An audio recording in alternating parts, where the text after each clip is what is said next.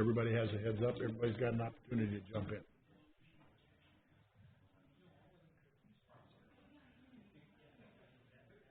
We just wanted some specific questions.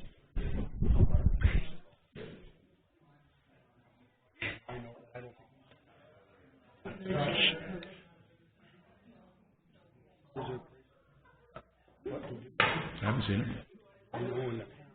No.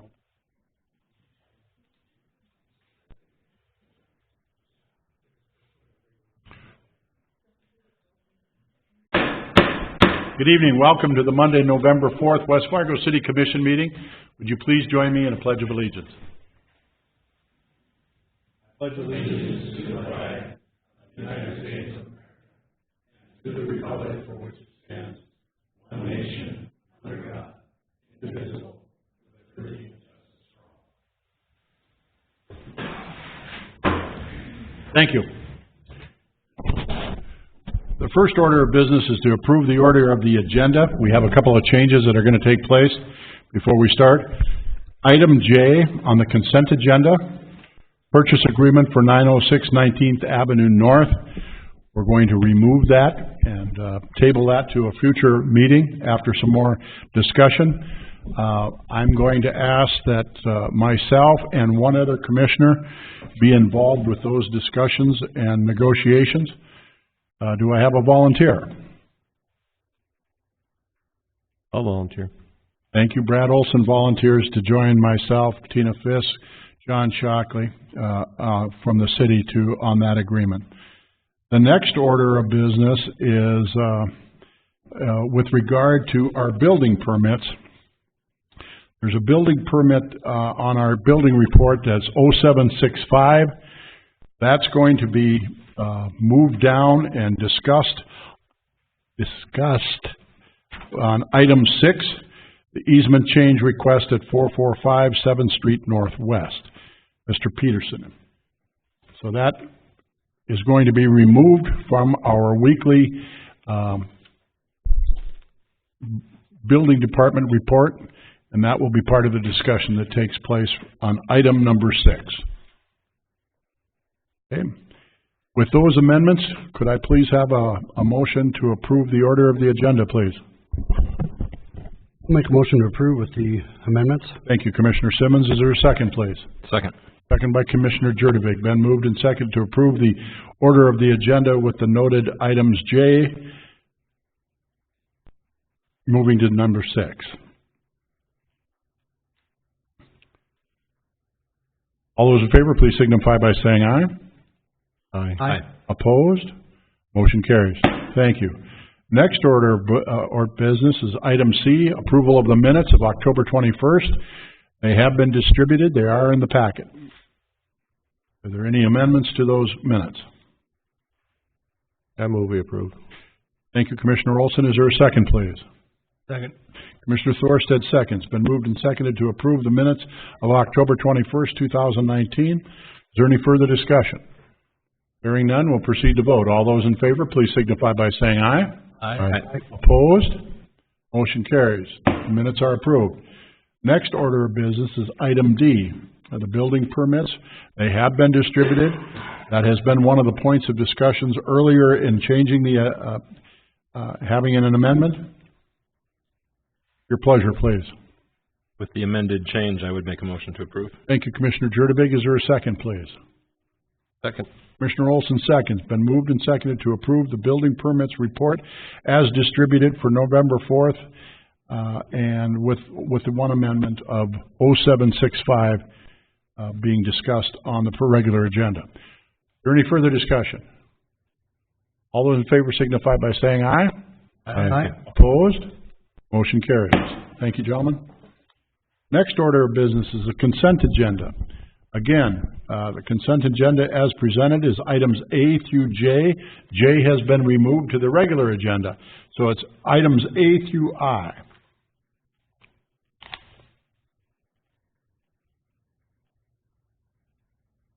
I move we approve. Thank you, Commissioner Olson. Is there a second, please? Second. Commissioner Jurdevig seconds. Been moved and seconded to approve the consent agenda as presented with an amendment. Items A through I. Is there any further discussion? Hearing none. All those in favor, please signify by saying aye. Aye. Aye. Opposed? Motion carries. Thank you. Moving on, the next order of business is the regular agenda. Employee changes and additional requests. Mrs. Fisk.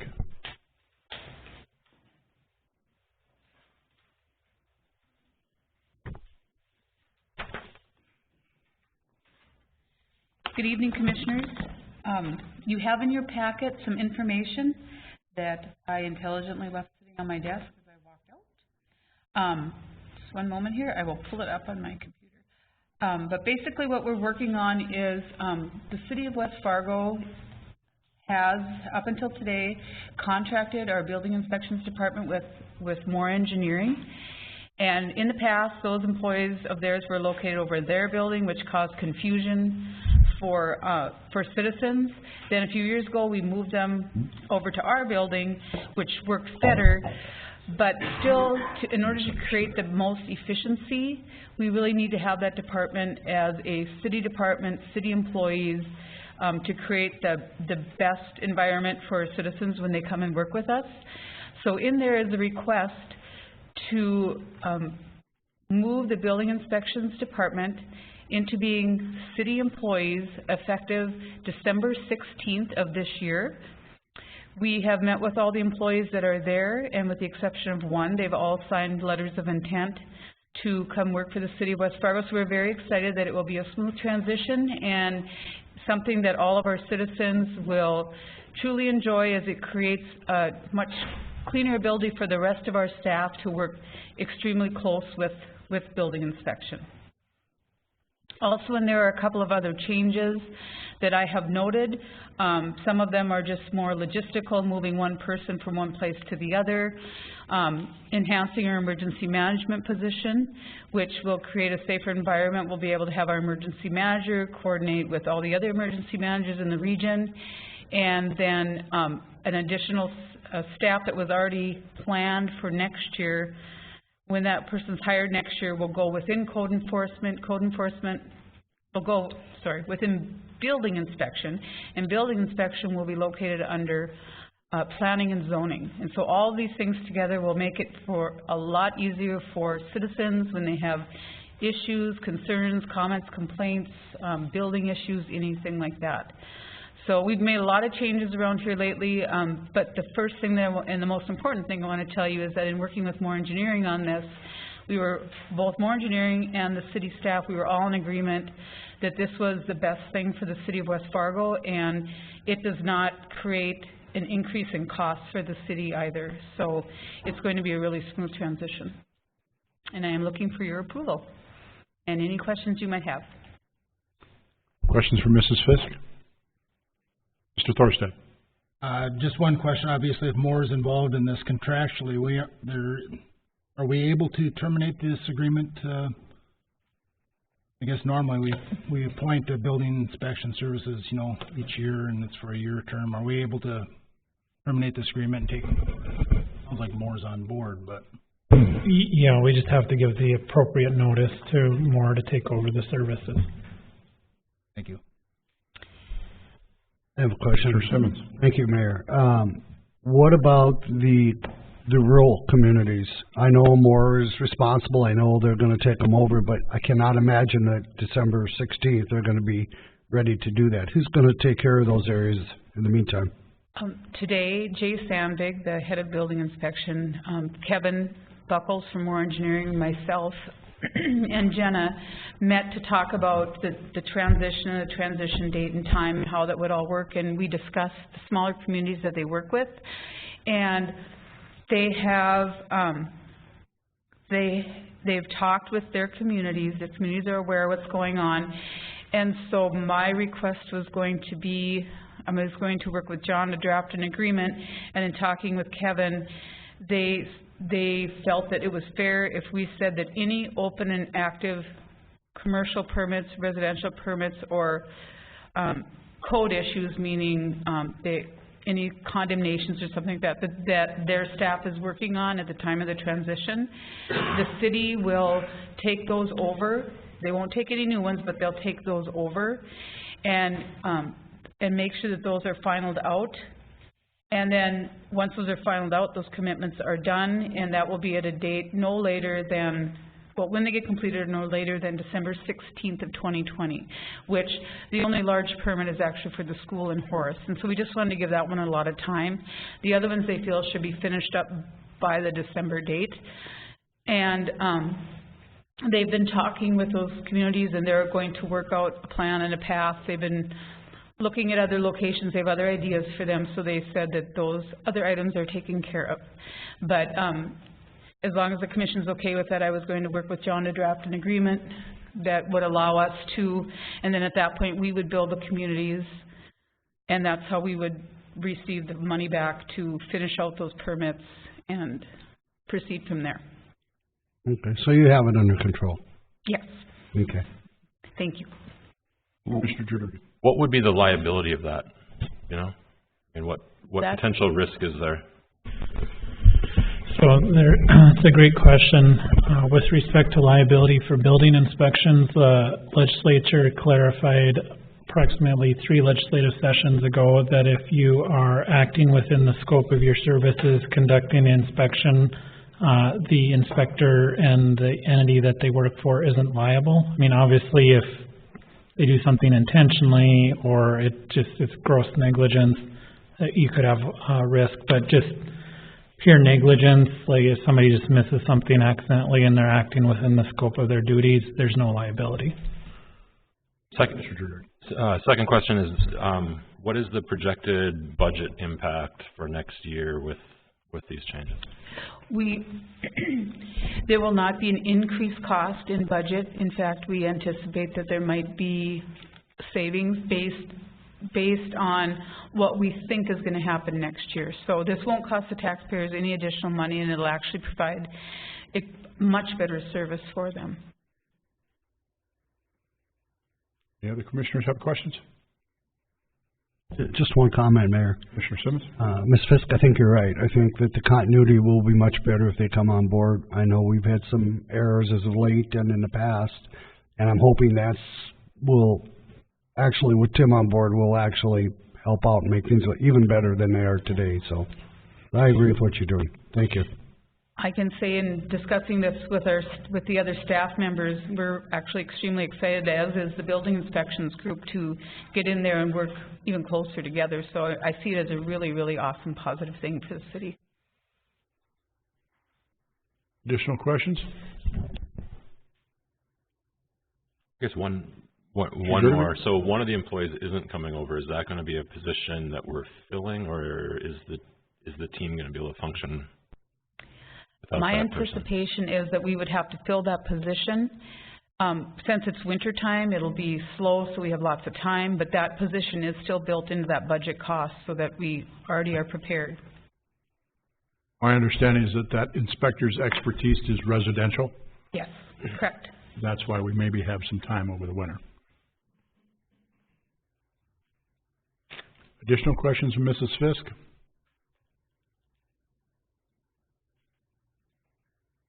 Your thoughts?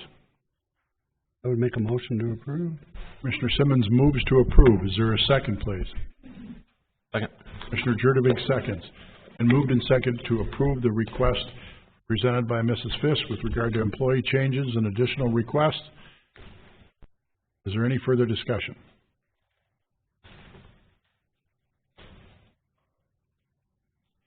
Hearing none, we'll proceed to vote. All those in favor, please signify by saying aye. Aye. Opposed? Motion carried. On behalf of all the staff, thank you very much. Thank you, Mrs. Fisk. Item number 2 is to review the Cass County Multi-Hazard Mitigation Plan. Pierre Freeman. Mr. Freeman, how are you this evening? Good, sir. Thank you for having me here and listening to my speech real quick. I provided some information to you guys in the packets about the multi-hazard mitigation plan. It is Cass County mitigation plan. Before I get started, I'd also like to thank and recognize 2 people in the room who were part of that. We have Mitch Calkins in the back, who is part of Lake Agassiz Regional Council, who put a lot of work into this and drafting this, and his group. We have Cass County Emergency Manager Jim Prochniakos as well as here for any questions as well, if you have any. Welcome, gentlemen. Thank you for coming. So the multi-hazard mitigation plan is, as you know, it's a Cass County plan. It is a four-year plan, and five-year plan, I'm sorry, and it is required under the Disaster Mitigation Act of 2000. Our plan is largely unchanged since 2014, and outside of a few things, the objectives and the hazards haven't changed, but for the most part, it's the same, with one exception that we want to include or increase our participation in what we call the community rating system. And if you have any questions about that, Mitch Calkins can answer those too. There's a couple ways to reduce hazards in a plan, is through construction, prevention, or education. And construction is, as we know, we can build levees, we can harden buildings. Preventive measures are through building code issues or zoning, and through education we can do it through teaching or community outreach and PSAs. The multi-hazard mitigation plan is the overarching goals and objectives. It sets those for our city and for the county. West Fargo is one of the jurisdictions in there, and since we're in there and part of this, we are now eligible for mitigation funds, which, if you've seen recently, we have opened up the mitigation grant process due to the last flooding that we had last spring. So now, with the projects that are in that plan, we are now eligible to apply for those projects that are in the plan. There are some good and some bad things or challenges that the EM has. We're the second largest city in Cass County. We've tripled the population in the last 30 years. We have a mobile home park. We have public housing that are in the older parts of town. We have a Cheyenne diversion, which is a good thing. We have waste stabilization ponds, and we are now going to regionally treat our water. One of the negative things would be kind of one of those one-source waters from Fargo, but those are all things that we consider in the plans when we review these. Our risks are drought, flooding, geological, which is a sloughing in the river. There are some severe summer and storm and winter storms. There's urban fire and wildfires as well. Progress since the last plan, so every time that we review this plan, we put together some projects again, so that if we are eligible for funds, those projects are kind of prioritized first. We don't have to come up with new projects. We already have these in the plan. They've been approved by the county, so we can apply for grants for those. So in the last time, though, we replaced many storm sewer outfalls, we replaced some flap gates, we did some repairing on some force mains, replacing PTO pump stations, installing new discharge structures, and extending some culverts at like Hayden Heights and some of the issues that we had up in that area. What still needs to be done, though, we still need to replace more storm sewer outfalls, and these are the outfalls that go into the diversion. So when the diversion is full, we can't get out, so there's some issues with those, or back into the river when the river's full. We need to restore in-town levee tops, and those are the ones that are behind the houses, kind of in those older neighborhoods. We need to amend the ordinances for landscaping options, upgrade lift stations for power. Some of them don't have backup power, so we have to move generators from spot to spot as we kind of move them through, kind of pushing the water through the system. And we also want to enroll in the community rating system.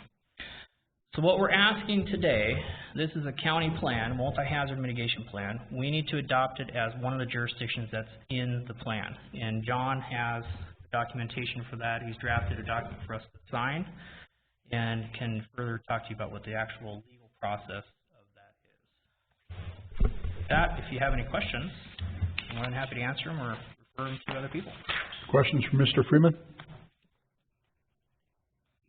Couple questions. Please, Mike. I'm going to glance through that report up here. There's mitigation actions listed, and particularly their riverbank sloughing, which we know is an issue with the way the diversion has been operated so frequently.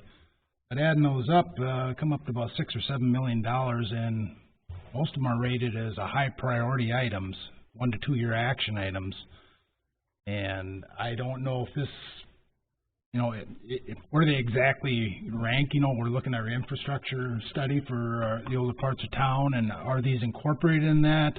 Where does the money come from? It talks about a little bit about, being able to apply it for some FEMA dollars, but there's a lot of local matches and local dollars involved in that. So again, it's prioritizing them and fitting them in with the rest of our infrastructure needs and our plan, I guess, would be my concern. And, and how much, I won't say pressure, but how much emphasis will there be because of this plan for us to get these correct or implemented, these mitigation actions? And I'm going to ask Mitch. Would you like to stand up and answer that? He's going to stand. I got an answer, but I'm going to let him answer it better. Well, thank you, Mr. Mayor, Council. If I understand the question correctly, there is no pressure by any community to perform any of these projects as identified in the plan. The opportunity to go after some of those dollars cannot be done if a resolution isn't adopted by a community. So I don't know if I'm answering that correctly. So there is no, once again, pressure, so to speak, to do that. As far as trying to determine, and Pierre and I were talking about this earlier today, how to go about that with several of those mitigation actions identified, particularly as it relates to West Fargo. I think, in my humble opinion, the next step is to take a look at maybe a cost-benefit ratio. What stands out for your highest cost-benefit? From there, have those projects maybe ready to rock and roll, so to speak, and if the opportunity presents itself. If I may, one of the other things that we also talked about, Commissioner,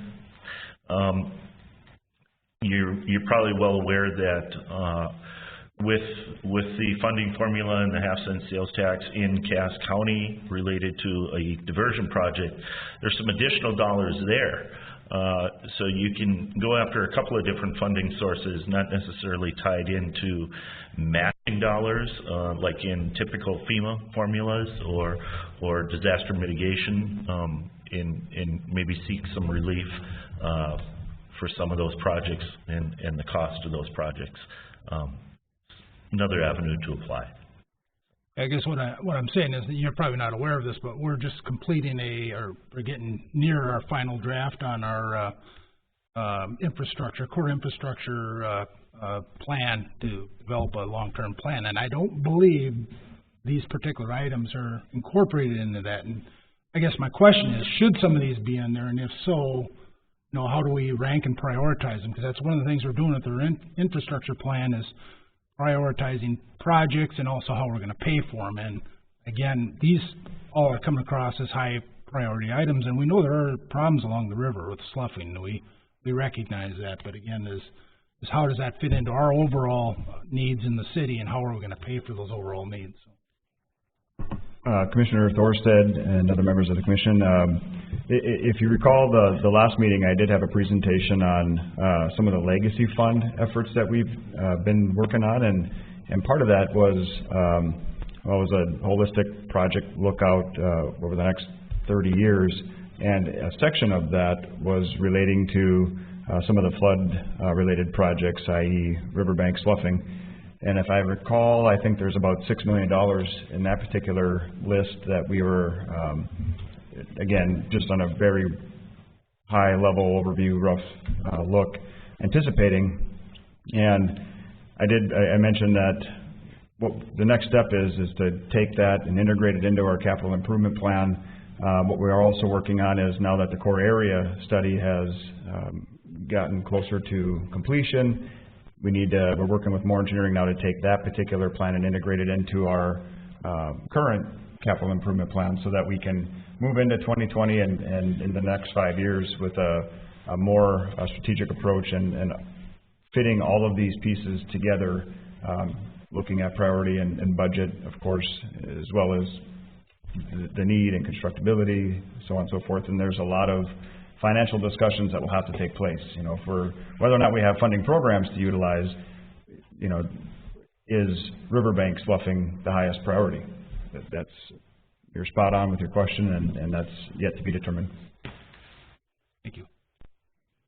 One of the other comments that I'll make too is that when we put this together recently, I had reached out to Dustin and we want to sit down and talk about these projects too, because I agree with you. There needs to be a prioritization in some of these, because some of these do cost money and matches, and so we want to go through the process of what we want to prioritize, look at the cost benefits, and as I say, put something in the hopper that's better, because we have a deadline for the current grant that we're not going to make on the big projects. We just don't have the cost benefits done, but I can apply for maybe some of the smaller projects like the generators and stuff like that. So we want to put some of those in the hoppers with some actual data. So when this comes around next fall, which I anticipate the grant opportunities will, we want to have a project ready. And then we can also look at it financially. Can we budget that match potentially for the next budget year too? And how could we fund that? Because you're right, it comes with 75, 25. Where do we come up with 25? That answer the question? Yep, thank you. I just want to make sure we're integrating them and that we're not feeling, by signing on or agreeing to this, I agree with the, agreeing with the plan, but I just don't want to see us all of a sudden, we've got all these obligations here and all of a sudden, and it really upsets what we're trying to do in the rest of the city on other projects that are important as well. Right. I look at it kind of as a wish list, and if we can get the funding, then we can go forward with those.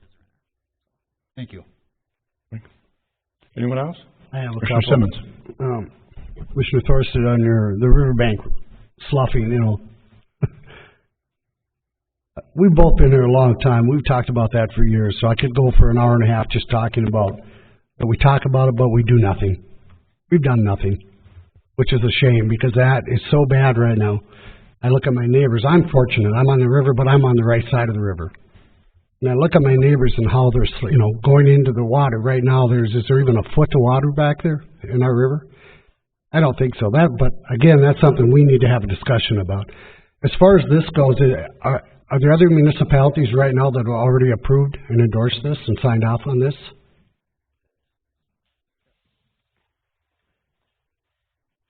Yes, I'm in the process of working with each jurisdiction to get it approved. Namely, it's as far as being eligible for FEMA grant funds, it's all dependent on the city adopting it. So it's not, we don't have to wait until all 30-some jurisdictions. I get it. When you mentioned that, I caught that right away. We have not much choice, so I get it. I was just curious, like, are the other communities signing on as well? Are we missing anything here, like Commissioner Thorstad said? Are we missing something that's going to hurt us? That's all. Thank you, Mayor. Thank you. Any additional questions? All right. Thank you, Mr. Freeman. Gentlemen, thank you. What's your pleasure? Go ahead, I'll second it. I'll move to approve the plan. Thank you, Commissioner Thorstad. It's been moved. Is there a second, please? Second. Commissioner Simmons, seconds. Been moved and seconded to approve the Cass County Multi-Hazard Mitigation Plan as presented this evening. Is there any further discussion? I have one comment to make. I live outside, south of there, and our riverbank is right at the very top as it proceeds to go into the West Fargo diversion. So as soon as that water starts to recede, those of us that live south of I-94, we will see severe river sloughing for sure, with all the pressure that's been there. And it's already critical in some of the my neighbors' backyards, including my own. So, is there any further discussion? Hearing none, we'll proceed to vote. All those in favor of the Cass County Multi-Hazard Mitigation Plan as presented this evening by Mr. Freeman, please signify by saying aye. Aye. Opposed? Motion carries. Thank you, gentlemen. Item number 3 is a presentation of the 2045 Metropolitan Transportation Plan and review resolution of support. Mr. Maddox will not be presenting tonight. This is Mrs. Gray. Cindy, welcome to the meeting this evening. Thank you. Good evening. I'm going to see if I can get this mouse to work for me so I can get the, this thing is a little sensitive. Yay, I think I'm there. Oh, no wonder. It's turned around, sorry. There. All right. Thank you, Mayor and Commissioners. I'm happy to be here tonight to present this to you, and I'll try to keep it brief. This is a long process and a long document. I know some of you have been exposed to it before if you've been on our policy board in the past and as commissioners. But I want to thank, before we get started on this, I want to thank Dustin and Tim, Jim Larson and Tina for helping us out on the financial projections for West Fargo for the future revenues part of this, because we needed help from them, and they were helpful to us, and each jurisdiction provided input on that aspect of the plan so that their local revenues would be considered in this, and that was helpful to us. So moving forward, I'll just walk a little bit through the process of this project. This is a 5-year plan, so we're looking out at 2045, and in another 5 years we'll look out to 2050. So the way that the process is set up, we're re-examining this every 5 years, and it helps us kind of stay on top of things. So first we look at existing conditions. We try to gather all the data that's available and that's required of us to get a status quo of where we're at now, what needs work, what's working well. We also look at goals and policies for our system, and we don't just set those up right up front. We get direction from the public and from participants in the TTC and policy board, and then those evolve as we work our way through the process and we continue to get public input. We look at the future growth. So your staff worked with us to identify where they thought future growth was likely to go in the next 25 years, and then based on that, we looked at what would happen if we had that level of growth on our existing transportation network, and it identifies all the problems that we would be likely to have in the future. Obviously, that's not feasible. And then we look at future needs. Based on that, what are our future needs? What are your goals as a community for bike and ped facilities, for transit, for transportation facilities in your growth areas? And then finally, based on our projected level of federal funding, state funding, local funding, we look at how many of those future needs we can accommodate with our expected revenues, and how many we can include in the plan as financially constrained projects. Some of them, I'll show you, have to be included as vision projects because they just aren't financially feasible without some special program or grant type funding to make them feasible. So looking at the goals and policies, I'll just summarize some of the more important ones here. We have system safety and mobility, which goes a lot with the item you just had in the prior presentation. Things like security and roads that can be traveled on when there's an emergency. We have travel, efficiency and reliability, walking and biking, transit access, maintaining the transportation infrastructure. That was very important to the public, that we maintain that infrastructure. Environmental sustainability, economic development, and transportation decisions, so making transportation improvements that support our economy, and emerging transportation trends. And one thing that was really emphasized in the development of this plan, in addition to addressing congestion and things like that, is that matter of balancing livability with mobility. So if I can point to it right in there. We want to make sure that we're not just building more capacity, spending millions and millions of more dollars to build more capacity, to move more cars during that peak 15 to 30 minutes of the day, if it takes away from our overall livability of our community. So we need to keep that in mind. It was clear from the public that that was important to them, that we keep that in mind. We've had some recent projects where that's come to the forefront, like Main Avenue in Fargo, for example, like your Cheyenne Street project. It isn't just always about capacity and moving cars as quickly as possible. So that came through loud and clear, and it's kind of a theme, a policy theme in this plan. Obviously, system connectivity is always important to us. The more we can spread traffic on roads that have good connectivity throughout the system, the less they impact any one roadway. And then I already mentioned preservation and maintenance. in terms of bicycle and pedestrian goals, this is one of the goal and policy areas that we heard the most about from the public. There's so much support out there for continuing facilities that already exist. So they would say things to us like, we really like this on-street bike lane or this trail, we just wish it went farther, we wish it connected better. So those are the kinds of policies that we tried to build on in this plan. And in the ultimate hope that maybe that mode can take away from some of the driving need for certain types of trips. And then we have transit goals to try to have our land use complement the use of transit, so trying to increase density and mixed use in areas that are conducive to being transit corridors to try to facilitate transit use for the public. And we have a number of other goals, again, weaving that balance of livability and mobility through this plan. In terms of existing conditions, I'm just going to hit some of the highlights here. I'm not going to get into a lot of detail, but you saw the article in the paper last week that focused on this map. This is our base year of this plan was 2015. So some of the intersections that you see highlighted in here, like 13th Avenue and 9th Street, have actually been either reconstructed or had some work done to them because we knew that they were a problem. But you can kind of see the trend there of those intersections with the highest crash levels being in those commercial corridors that have the highest capacity and the highest traffic volumes. So that's something that we monitor on an ongoing basis, and we'll continue to do that.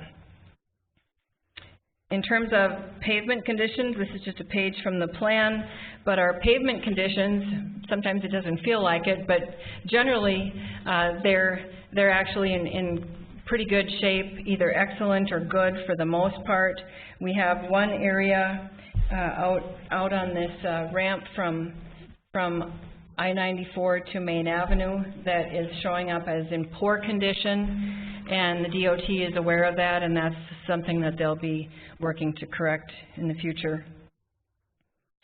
And bridge conditions are similar, especially those on our major arterial roadway network are in good condition or excellent condition. And there is one, again, it's at that connection from I-94 to Main Avenue right there that's showing up as needing work, and the DOT is aware of that as well. So that kind of goes hand in hand with that pavement issue that was identified.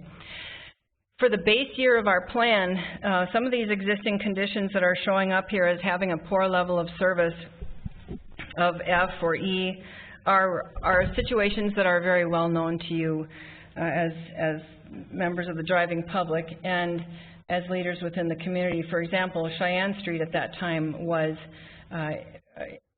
a roadway that operated in a very poor level of service. Well, that's a project that came from the current plan and is now almost completed, had the ribbon cutting today, and is, addressed the majority of the issues out there on that segment of the roadway.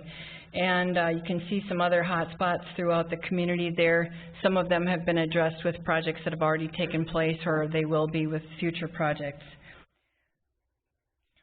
In terms of the existing network and future growth and committed projects, so as I mentioned, we take your future growth of all the local jurisdictions within our metropolitan area, and we run that on a travel demand model that has only the existing roadways and those that we know are funded, so roadways that will be built within the next few years. And the red is what shows up as level of service F on roads that just are not functioning well. So the southern part of Sheyenne Street, south of 40th Avenue shows up. 76th Avenue from Horace out towards the I-29 frontage road is another area that shows up as a problem, and that's because of the growth that has occurred or is occurring down there that needs a more fleshed out roadway network. And so you can see some of those hot spots that show up because of that. One that will probably always show up is Highway 10 Main Avenue. And again, that was a conscious decision by the DOT and the City of Fargo to accept that balance of livability with mobility. In terms of future needs, we can see in the future, based on our growth, that even with our fiscally constrained projects built into the network, we're looking at about 39% more trips by 2045, more trips than we make today. We're looking at vehicle miles traveled of around 64% higher than what we experience today, probably because a lot of our growth is, pushed out to the edges, making those trip lengths longer. Vehicle hours traveled will increase by about 66%, and average trip length will go up around 18%. Now, even with those increases, based on the roadway network that's proposed, by 2045, we're only seeing about a 1% increase in average speeds. And so we should be able to continue to move around the community much as we are today. And of course, we get a lot of questions with this plan about emerging trends like autonomous vehicles and things like that. Those are extremely difficult to plan for at this time because nobody really knows if it's going to reduce trips, increase trips. So at this time, we explore those modes of transportation, but we are really kind of unable to specifically plan for them. Some of the future traffic volumes of note that have come out of this planning effort are a future ADT, average daily traffic volume, of around 100,000 on the Red River Bridge on I-94.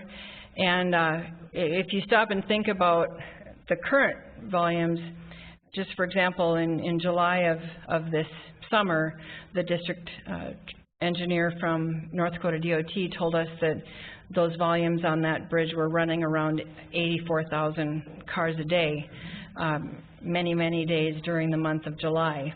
So you can see that looking out 25 years, 100,000 for that bridge probably isn't out of the realm of reality.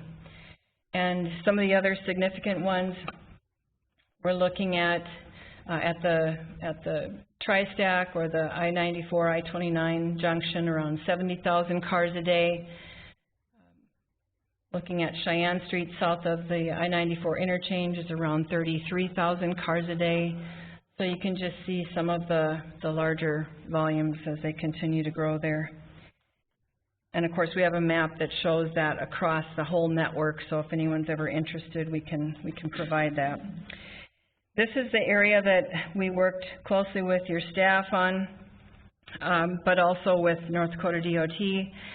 One of the things that will happen right after the next census is that when we officially exceed the 200,000 population threshold as a metropolitan area, we have the ability to become a transportation management area. And with that, we'll, instead of having our projects selected along with all those others from across the state by North Dakota DOT, we'll get a direct allocation of federal funds to use as we collectively agree to, as the elected leaders collectively agree to on our policy board, based on direction from each jurisdiction. So North Dakota is expected to get approximately $12.5 million per year that we will have to program and use each year. And so that we will be needing to work closely with each jurisdiction to make sure that those projects are ready and programmed and able to be constructed in the proper time frame. We applied inflationary rates as we worked with those future funds and with future project costs, and everyone worked cooperatively to come up with that estimate. It's a lot different on the Minnesota side. They will get less federal funds, but they also get a lot more in the way of state aid for their local street and county street system roadway network, so they're a little bit less dependent on that direct federal allocation. Looking out, this table shows what we are expecting, how those funds accumulate over the next 25 years. And we're looking at, in the bottom right-hand corner, we're looking at around $361 million out through the 2045 time frame. And so that information was used as we worked through all of our future projects and priorities. One thing that we're not able to fiscally constrain or pay for with the projections in this plan are reconstruction of I-29 and I-94. And that will be needed within the time frame of this plan. And in fact, you'll see one of the recommendations that's coming out of this is to do an interstate operations analysis, an update of one that was done several years back. So we need to plan for that, and we need to work with the DOTs. I know MnDOT already has that programmed for sometime within the next 10 years, and with North Dakota DOT, we need to work with them to make sure that that gets addressed on the North Dakota side as well. This map shows our future roadway network improvements. So some of these come from the capacity analysis that was done, the level of service map that I showed you. Others come from the need for pavement improvement. Others come from the need for signal operations improvements. So for example, these dark blue projects that you see on some of the major corridors like 45th Street and 25th Street, those are not reconstruction. Those are improvements to signal timing to try to get those roadways to function better, rather than just continuing to add lanes there. In West Fargo, I'll highlight the improvements we have for West Fargo. We have improvements in preparation for a westerly extension of 13th Avenue and a crossing of I-94 consistent with the 13th Avenue corridor study, improvements to 15th Street, and we have improvements to Sheyenne Street south of 40th Avenue, and some improvements to Veterans Boulevard just south of I-94. And that would be more your operations type analysis, again, to try to prevent that from needing to be widened to 6 lanes through that section there. And if in 5 years it looks like that's what we have to do to get it to work right, we can reevaluate it at that time. But for the short term, we think we'll look at that from more of an operational perspective. Excuse me, Mrs. Gray. Is it possible with your slides that you can move south of 52nd Avenue to see what for veterans and or 45th Street? My question is around the school district, where they're at, and how those 2 streets might be extended down to 76 with regard to that type of discussion as an east exit out of the Horace West Fargo new schools. Okay. One thing that we have in here is an extension of 76th Avenue from where the city of Horace built that out to just the east edge of the school, to continue that to the east.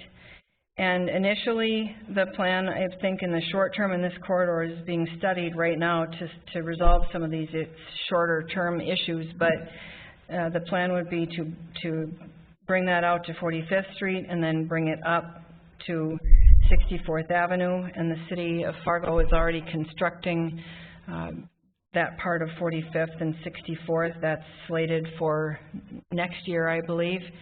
So that would provide that connection in the short term. In the midterm, that's being shown as a connection out as far as 25th Street, with the interchange being a longer term type project. Thank you. And with Veterans Boulevard, for the first time in any of our plans, there's a desire to look more closely at extending Veterans Boulevard south of 52nd Avenue.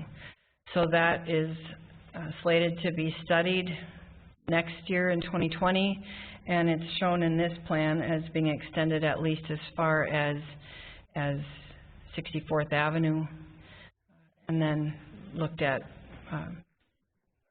an extension further south as we move forward from there. With the school busing system and the importance that 9th Street that transitions into Veterans Boulevard, with the number of schools we have on that corridor, and of course where the new West Fargo Horace School is going, it's a concern as to if there's shared type of activities and the like, and how we're going to be able to not only just use County 17 going north back and then back east to go up to Veterans. So that's a concern that I know that the school district has. They voiced that to me, and appreciate any thought process you give there, because again, you know, West Fargo High School, Cheyenne High School, Cheney Middle School, Liberty Middle School, they're all on that corridor. Mm-hmm. And so if we're going to be able to transport kids and that's critical. It's absolutely critical. Thank you.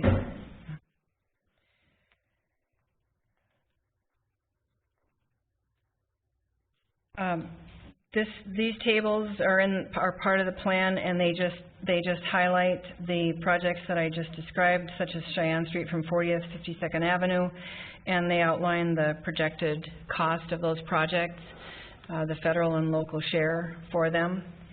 And so that's just an example of your short-term project. And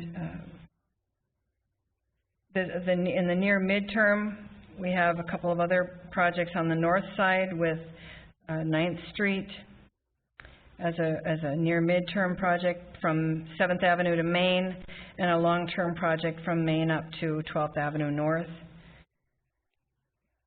And again, here's just the table that shows that and the cost breakdowns of that project. And then I mentioned the vision plan. So these are projects that are not fiscally constrained within our transportation revenue expectations. So that includes the interstate reconstructions. It includes some of the roadway connections out to the west of the West Fargo diversion and the proposed Red River diversion that would be roadways that would be extended as part of that project.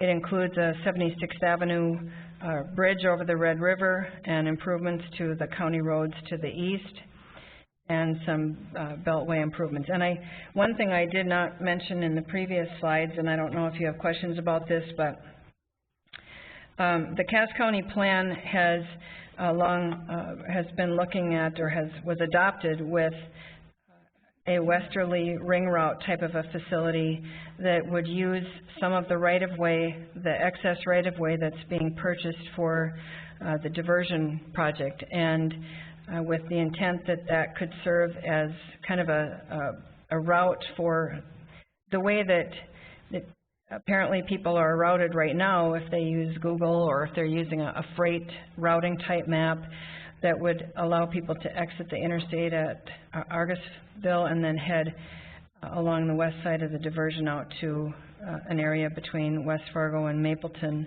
and serving mainly as a connection to and from, like between the north and the west, and then as kind of a ring route around the south. So obviously that would require some study, and what we've done is we've tied it, we're proposing to tie it to a study of interstate operations, so that we can look at that in terms of whether that would relieve or eliminate the need to do interstate widening or pull a certain amount of traffic off interstates through the metropolitan area. So that's shown in there as a future study item.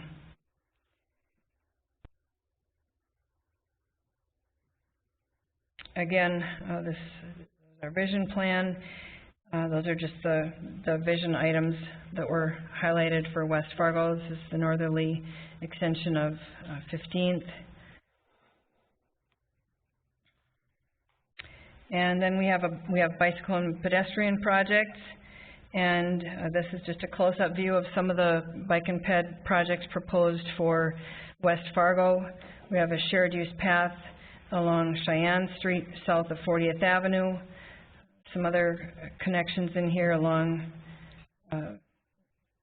some right-of-way areas that are already in place, and 9th Street. I think I said that wrong. That's not 9th Street. That's a drain 45, and then Center Street shared use path. And then you have two bridges as well shown in here over the Sheyenne River at 23rd Avenue and Armour Park. Cindy, I'm sorry, could you go back, please, to this one? Where is it going off 32nd Avenue? Isn't there supposed to be a bike path? I guess a shared bike path going down 32nd Avenue? To the east, going into Fargo?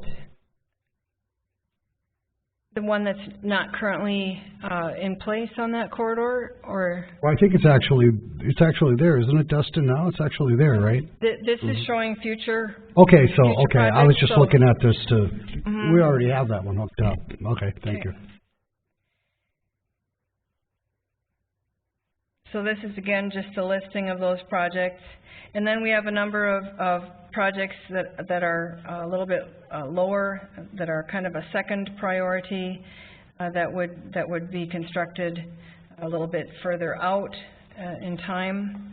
And the list of those is right here with Center Street, part of Cheyenne Street to Armour Park, 17th Avenue East, and 23rd Avenue over the Sheyenne River. And then these are a number of bike and ped projects that are not fiscally constrained at this time. They do not fit within the financial revenue projections. So that's something we can continue to work toward with Transportation Alternative Program funding, applications and that type of thing. And as far as recommendations, as I mentioned, we plan to do an interstate operations study that would include a study of the westerly ring route in Cass County in about 2 years. And we also want to look at transportation systems management and operations plan, which would be looking at signal optimization and trying to improve signal timing throughout the entire system.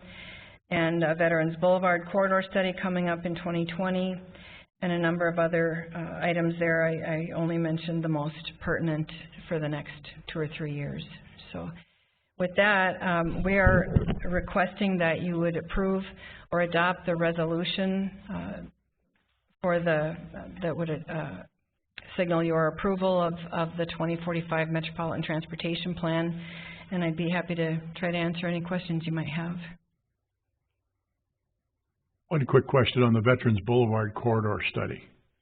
Is that south again of 52nd? Excuse me. Yes, it would be south from 52nd Avenue south to 100th Avenue south. There would also be a mile north of 52nd Avenue included just to look at operations with the roundabouts in there and things like that. But the main feasibility part of it, in terms of looking at feasibility and cost and that type of thing, would be from 52nd to 100th. Realizing that at 52nd it transitions into City of Fargo in its entirety, but we're still concerned about 76th Avenue with regard to the schools. So thank you. Appreciate that. Anything else? Any questions of Cindy?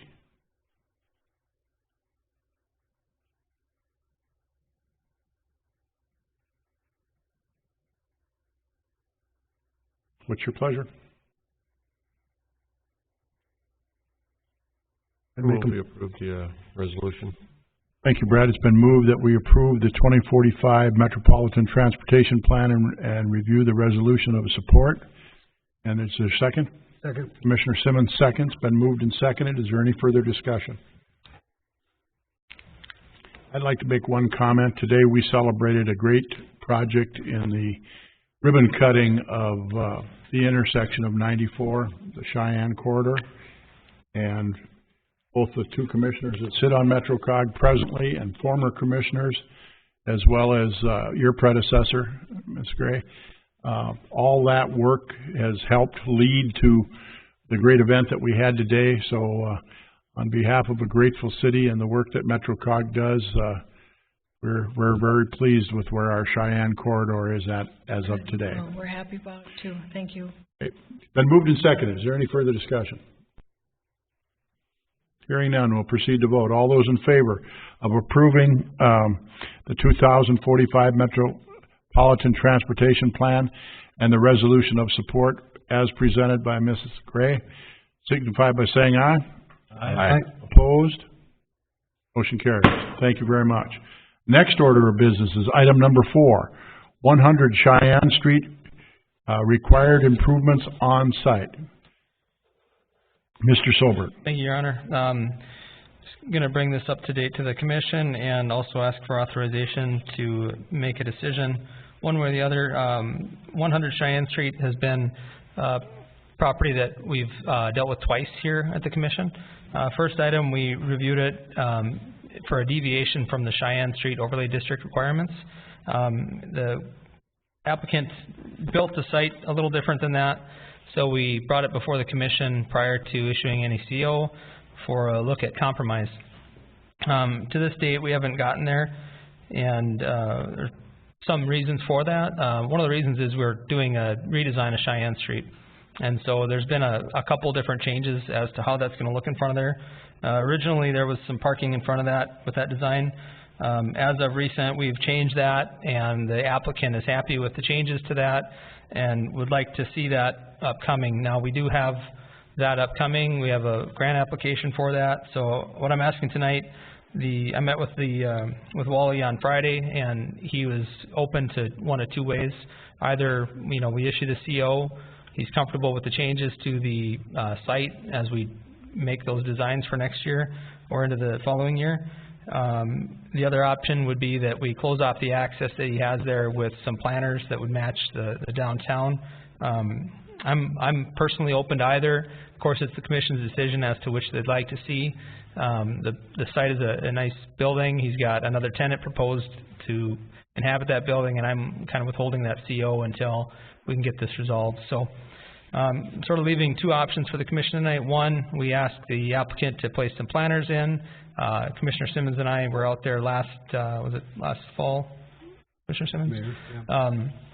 Where we talked about doing that, and he's open to doing that. The other option is we wait until the project and wrap it up with the project. So Joe is here tonight. Wally can't be here, so I think Joe could answer any questions that may have in addition to what I proposed here. So I'm available for any questions as well. Thank you, Mr. Sobert. Questions for Mr. Sobert?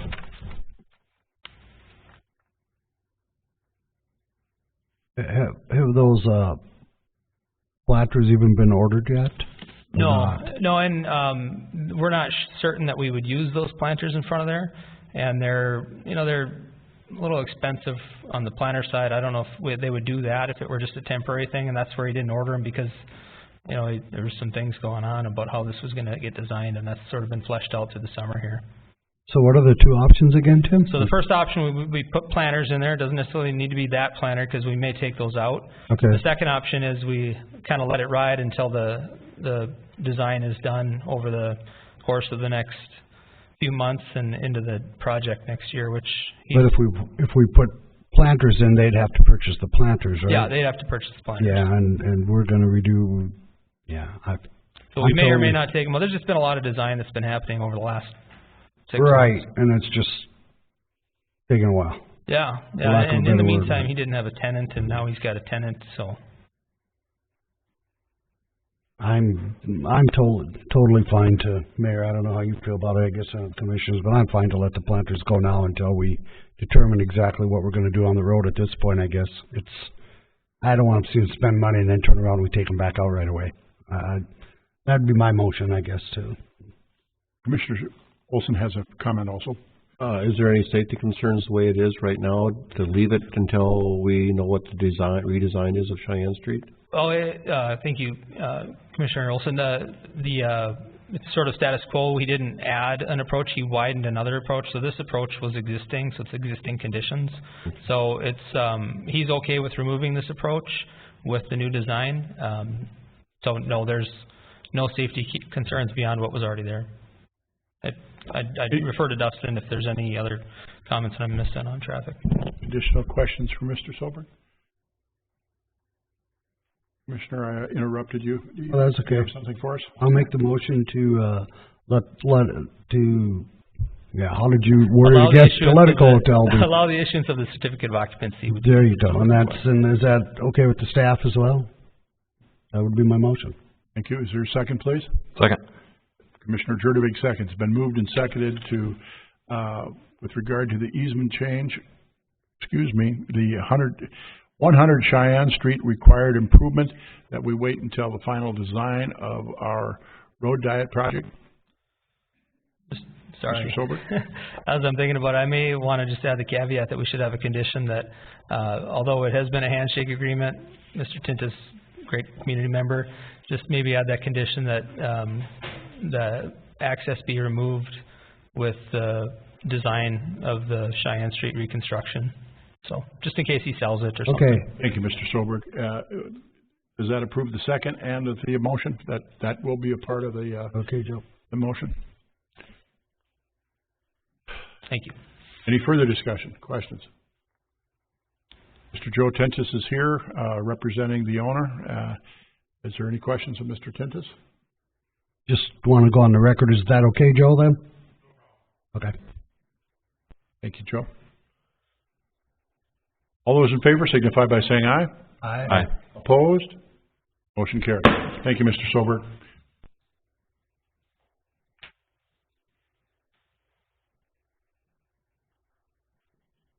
Item number 5 is the encroachment request at 4546 Sunset Boulevard.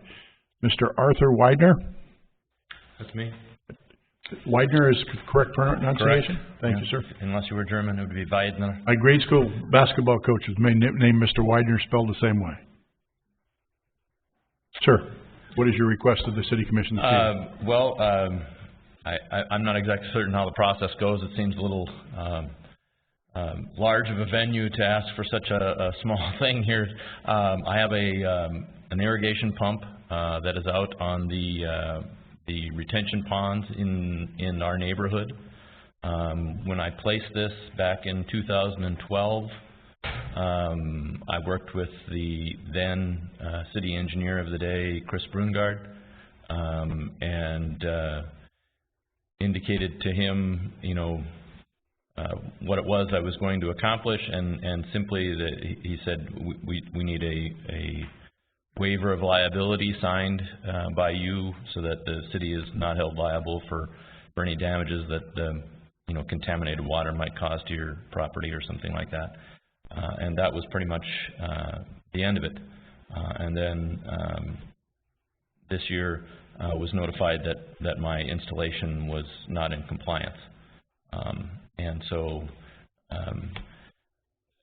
when I first designed this installation, it was meant to be a reasonable cost for me, and the removal and what it would take to make this installation now compliant would be significantly expensive for me because of the increase in suction head.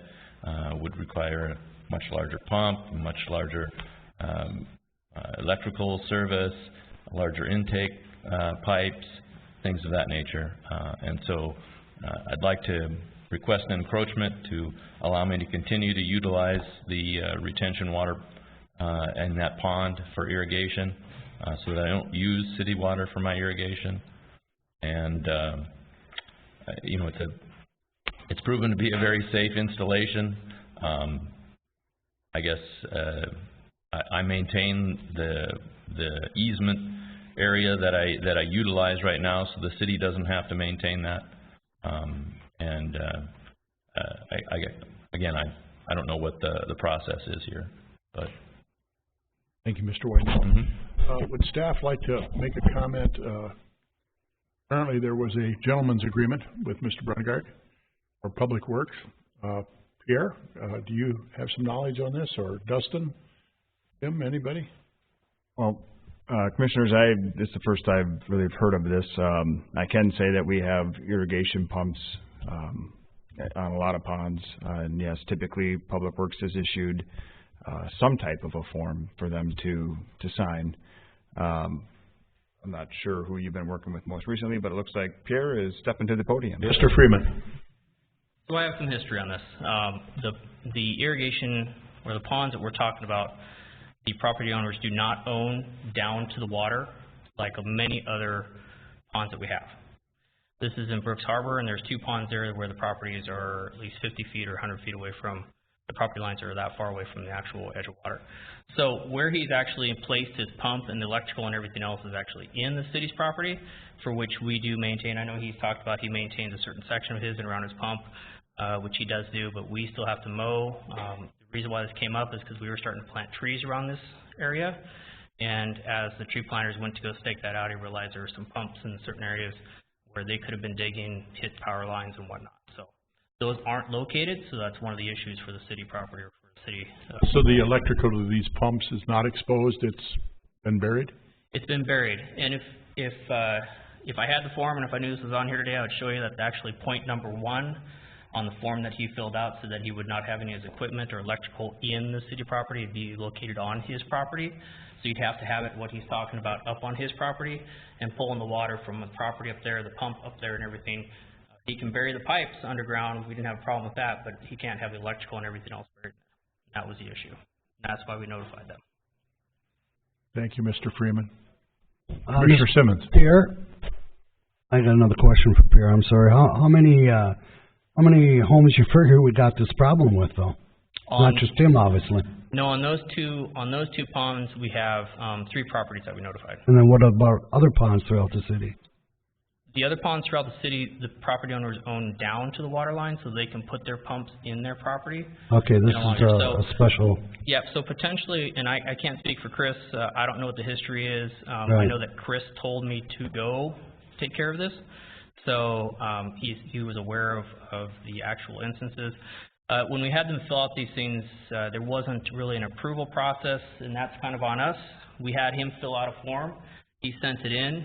It was never really approved, stamped back and provided back to him, so no one went out there to check the properties. Many of our ponds, they own down to the property line, so we could have said, yeah, you can put a pump down there and pull water out. Sure, you know, we're not liable for water in the ponds, you know, destroying your lawns, but no one went out there to check to see where these are. So that was. So in addition to Mr. Widener, there's 2 other properties out there also? Correct. A total of 3? Correct. That have the same issue? Correct. Okay. Mr. Simmons. Okay, so that means there's 2 other people going to come before us as well, probably in the near future, or potentially, in the summer, potentially. So you're saying that the electrical line is buried or isn't buried now, Pierre? It is. It is buried, but it's buried on our property, right? And is that an issue for you, Pierre? For us? Yeah. It's an issue if we're going out there and doing work, because it's not located. Planting trees or digging. So would it? You wouldn't plant a tree in. But could he? Is significant. I guess I'm just asking then. Could he put locators there so you would see it? Would that be an easier than changing all of his? I am not going to answer that question. And what I've done with these owners since we've had some change in management is that I put a hold on all this and waiting for the new public works director to come and make those decisions. Well, then we probably shouldn't make that decision now either. Then you're saying. Yeah, again, like I said, I don't offer variances in code enforcement. Unfortunately, that's not how I work. I'd let someone else like Dustin or the public works director modify those things. It's in the ordinance. It's their not their liability, but their responsibility and accountability, or whatever you want to call it, their duties and responsibilities to make those decisions or waivers. So. Oh, thank you, Pierre, for bringing it to the attention. Mr. Shockley, you have an opinion on guidance here? Yeah, if we did if the city commission did want to allow this type of infrastructure on city property, we typically require an agreement that's recorded against the property, the homeowner's property. It basically states that if the city ever needs to remove the infrastructure, it can direct them to remove it at any time. One issue that you may want to think about is if you're going to do reconstruction of the pond area and there's wires and pipes out there, you could end up digging up that infrastructure that the homeowner has installed, and the city shouldn't have to pay for it. So what we try to do in the agreement is say if we come in and redo the pond, the homeowner has to pay for all the rebuilding of the pipeline. I guess the one other consideration, and this is a financial one for the city, if you're taking water out of the ponds, then you're not buying water from the city. supporting the city system. That's a policy decision, so. Thank you, Mr. Shockley. Commissioners, additional comments? Mr. Widener, would you like to, any comments about the agreement that Mr. Shockley had outlined with regard to if we have to reshape the pond or anything like that, those expenses would be yours and that type of thing? Okay, I have no problem with relocating, any of the infrastructure should it become necessary. But at this point, it doesn't really seem necessary, and it seems kind of ridiculous to remove all the effort that I put into making it a really good installation. I'm also an engineer, so I didn't do it shoddy. And I guess, my suggestion would be to record an easement that I have, if that's the easiest way to go, but I would strongly advise against the easement, because once you create an easement, then the homeowner has a permanent property right. Okay. Commissioners? I'm just curious Mr. Olson. how this retention pond is different than others where the property owners don't own down to the water versus the other ones in the city. I mean, it's just curious how this one happened to be that way. Sure, Commissioners. I will say that this is not the only pond system that is recorded like this. We do have another pond, or a couple others. One of them specifically is in Maple Ridge, where the pond is basically a city parcel, and the owners own up to the property line, where that property line is, say, 50 to 60 feet from the water's edge. So the city maintains all the way around the water. Traditionally, and in years, the last 5 to 10 years, we've platted our ponds so that the property line is actually 10 feet into the water, which gives now the property owners the responsibility to maintain that land around the pond. There are other ponds where, of course, we have sometimes there's park property or chunks or segments of public property along the pond. But traditionally, what we want to do is establish private property into the water so that things like weeds growing through the rocks or fish are populated and end up on the shores. It becomes the responsibility of homeowners to maintain that area, whereas in this particular case and in the case of Maple Ridge, and there's a few others, the city maintains all of the property within this pond limit, which is why there is a more of a concern when there is an intake pump for irrigation. In other cases where we only have an easement around the pond, and again, it's private property, we don't mow, we don't do as much maintenance there, but there is still the potential on those other ponds for someday for a reconstruct project where we might have to go out and dredge the ponds, clean them, or do some kind of activity around there where now that whatever is in place, again, irrigation systems are pretty prominent. We will end up in a situation where we'll have to move those out of the way, or at least inform those owners to remove that. So I would say this is certainly something, and we've been trying to get our hands around and become more sophisticated with any kind of activity within our easements or right-of-ways where we are requiring encroachment agreements, for example, that John's talking about. So this is consistent with what we were doing in other cases, whether it's somebody that wanted to build a sign in a right-of-way, or somebody that wants to build landscaping features in our easement. We have executed encroachment agreements specifically dealing with the fact that if and when the city needs to access that area, we will do so and not reimburse costs for damaged private property. With the diversity that we have of the different types of easements around these, okay, is it because that we know in the future that we're going to expand some of these, so that's why we maintain the 50 foot or whatever? I mean, why you use the word consistent? I'm thinking of the word inconsistent, that they're not all alike. And is that because some of them will be expanded when future growth or development takes place? Is that kind of a built-in variable that we have? No. Unfortunately, a handful of these that were platted like this, where there is no ownership into the water, quite honestly, I couldn't tell you why we would have platted it like that, because we run into these particular issues. And I would be open to purchasing the property too. I would have to go back to the time where these were platted to see exactly why we didn't establish ownership, private ownership into the water. Again, more traditionally we've done that. There are cases where we have not, and yeah, that part is inconsistent. What has been consistent in recent months for sure, and in fact, the last couple of years, when there's private activity taking place within an easement and or a right-of-way or on public property, we have required encroachment agreements, more robust agreements than rather than just the simple, here's a one-sheet form with a few sentences on there as a waiver liability form. If we do that type of encroachment agreement, John, Mr. Shockley, Mr. Widener's liability on that? Does his attorney create it? Do you create it? How is that expense shared? Well, legal expense. I think I'd pay him to create it. Well, first of all, it's a form document that we created several years ago, so it's not too expensive. What we've typically done is complete the encroachment agreement, have the homeowner sign it, and then we record it. They pay the recording fees and the preparation fees. On average, it's been $250. Thank you, Mr. Shockley. Thank you, Mr. Scott, for your insight. Gentlemen? Pierre. I'm sorry, Pierre? Mr. Freeman?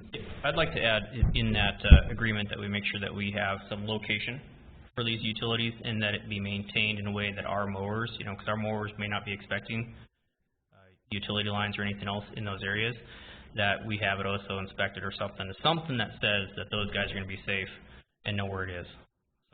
Couldn't agree more. For their safety.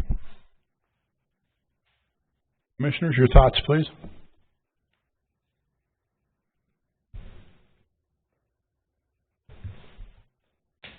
I'll make a motion, I guess. Scott, Justin went too long there. Yeah, he lost me, but I'll make the motion that John's talking about. Give him the encroachment up to that spot, I guess, and then, but he's responsible. Nevertheless, if we should have to move it someday or do something, you're responsible for your own equipment, your own tools. And then I guess if we need to change it down the road, we can do that later. Is there a second, please? Second. Commissioner Jurdevig seconds. Been moved and seconded to approve the encroachment request at 4546 Sunset Boulevard for Mr. Widener. Is there any further discussion? Mr. Thorstad. Just a comment, Commissioner Simmons, does that include putting some kind of identification or? Yeah, what Pierre talked about, absolutely, putting that in there, yeah. Makes a good point about safety concerns there, if we can, if somehow, so that's working there for the city, Thank you, Mike. Underground. So you don't have any exposed electrical boxes above grade or anything like that? Again, with respect to you being an engineer and you did this right, are there concerns of what Mr. Freeman has about any of these moors hitting this? No, I mean, I maintain it, but and have ever since I put it in. I have a in-ground post that I have put a outdoor rated electrical outlet on. The cable is direct bury. It's a 4-wire, 10 gauge line. It's 240 volt. Been there for 7 years already, but. So it's properly marked, please. Yep. Okay. Any further discussion? Pierre? I'm not trying to go too far, but for his liability and for our liability, is there some way maybe we could also in that agreement make sure that it was up to code? Yep. Thinking of everybody's liability. Yeah. I'd also like a personal inspection done by either engineering or Mr. Freeman, somebody. Meet with Mr. Widener and make sure that everything is as what answers all of Mr. Freeman's concerns with regard to safety. Okay. Been moved and seconded. Any further discussion? All those in favor, please signify by saying aye. Aye. Opposed? Motion carries. Thank you, Mr. Widener. Thank you. Next order of business is item number 6, an easement change request at 445 7th Street Northwest. Mr. Steve Peterson. Actually, Your Honor. Mr. Sober. Justin and I kind of walked through this a little bit, and Mr. Peterson was originally on the consent, but I asked it to be moved on to the regular agenda. There was a couple questions on it. One, he is looking at changing an easement, so I want to verify, make sure Dustin's okay with it, and if so, if the commission's okay with it, that we would direct our city attorney to develop the process to vacate a portion of this easement, which is a process. Takes a number of weeks to do that.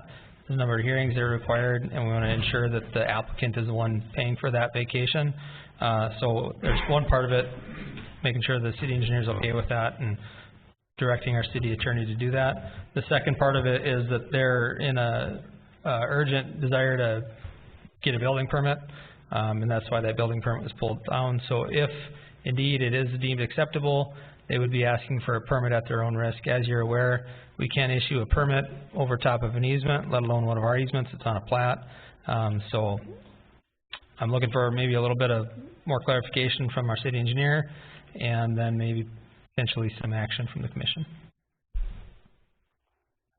If I may, thank you, members of the commission. So what is taking place here, there's an existing 25-foot storm sewer easement along the north side of this property. In working with their engineer that's putting together their site plan, the request at this point is to reduce that 25-foot easement to roughly a 10-foot easement. And again, working with their engineer and their site plan and their drainage, they can accommodate drainage with other means versus a 25-foot easement. So at this point, I'm comfortable moving forward under the conditions that Tim has mentioned. The only impacts would quite honestly be internally in that they wouldn't have sufficient drainage. But again, the plans I've seen from their engineer tells me that they've thought of this, they're proceeding with caution, they know how to adequately drain their site and can do so without 25 feet of easement. Again, a 10-foot easement will certainly remain. Does that cause any implications to other property owners losing that easement? At this point, the way it's platted, no. If they were to subdivide and sell, then yes, but currently they are the sole owner, at least along the property in which we'll have a reduction in easement. So, big a piece of property is this?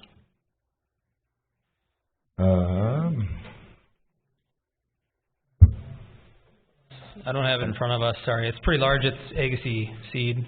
They actually transferred property from Midnight Express, picked up this piece of property, and are looking at doing more development of Agassiz Seed within the site. And how about I just give you a visual real quick? Thank you.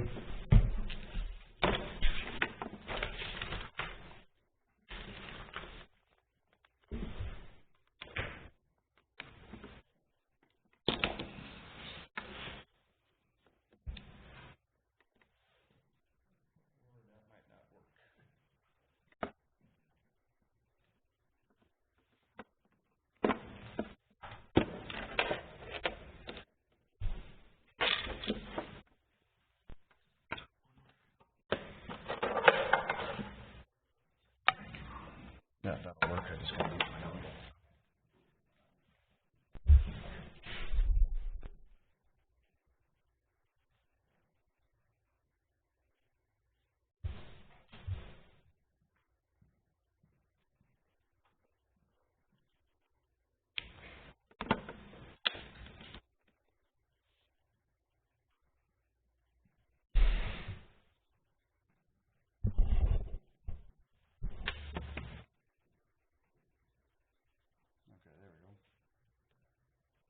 Legacy Seed, they're really, at this point, owning all all this property up in here. So the storm sewer easement is a 25 easement along this north property line. There's an existing storm sewer that runs about 10 feet from the property. Their plan at this point is to actually abandon that. They don't need it with the way they're going to grade their site. So again, they're really only impacting themselves, control their destiny. And I believe it was established years ago, just with the foresight that a drainage ditch could be established back there. That ditch was not established to this point, and again, they don't plan to establish a ditch. They plan to grade it elsewhere. But is there an easement that goes west of this property that is in line with that easement? I believe the easement stops at this particular property here. I'd have to confirm it. It stops at the east or the west edge of that neighboring property, I guess is the question. Where they plan to narrow it will certainly stay within their property. So if the easement, it may go west into looks like this property is owned by Twin City Concrete. If it does go west into their property, we're not going to decrease the easement there. This easement right, goes from. But aren't we effectively kind of eliminating our ability to do anything with that easement by giving up 15 of the 25 feet? Correct, yeah. So it does impact the neighboring property potentially, because that potential storm sewer could never be put in there. So right? Maybe I'm going to try to point to the screen here. There is an existing storm sewer line that runs north-south with a catch basin here and here that positively drains this particular property, which is what satisfied my concern at that point. Okay. Again, if they were to ever subdivide this, sell it, do something different, and now they come back and they say, hey, what do we do for drainage out here? They would refer them to this particular decision and say, look, you requested us to decrease the stormwater easement from 25 to 10 feet, and that's the only thing we can do with an 10-foot easement is to bore in a new storm drain versus, again, that wider easement was there so that we could do more of a natural ditch system.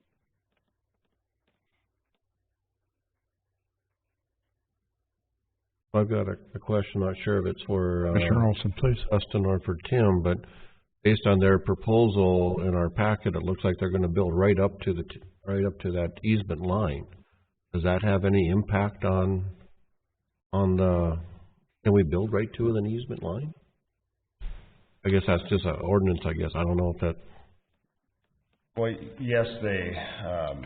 Unless there's other conditions, yes, technically they can build right up to an easement line. In this particular case, there will be no pipe there, so I don't have the concern of any kind of damage to city infrastructure. Again, the only pipe that's existing today is, I'm trying to move my mouse around here, and they intend to remove that particular pipe, or at least abandon it in place. It's no longer going to be in service. Again, I haven't seen final plans, but they're intent on grading the site in a means that is no longer relying upon that northern property line drainage system. And I believe the owner is here to, or at least a representative of the owner is here to talk a little more specifics on that.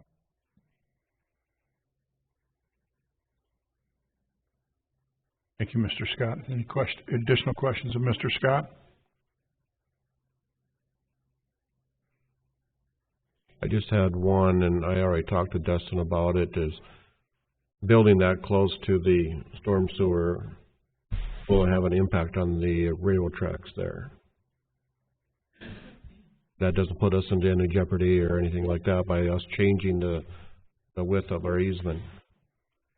So, no, the simple answer is no, it will not. The railroad has its own drainage ditch, and they convey drainage. If anything, what they did years ago is that they established an opening within their ditch, which allows for the properties, if there is a high flow condition, they allow the properties can technically backdoor drain into their right-of-way. They don't allow direct drainage into the right-of-way, but in establishing their ditch, they had to build up this right-of-way line. They built a berm in here, so they effectively created somewhat of a dam that could potentially hinder the drainage on these properties. So if anything, again, if they build and they cut off this particular swale and ability to drain to the railroad, it's something that they're well aware of it. They're going to design around it, but again, it would be an impact specifically to them. Okay. Thank you. Is Mr. Steve Peterson in the room? Would you like to make any comments to us, sir? Please come to the microphone. So on the east part of the property, we are putting a holding pond. So our water on the Agassiz property will be going to the east side of the pond, which is right here. So there'll be a retainage pond on the property. Okay, thank you, sir. Questions for Mr. Peterson? All right.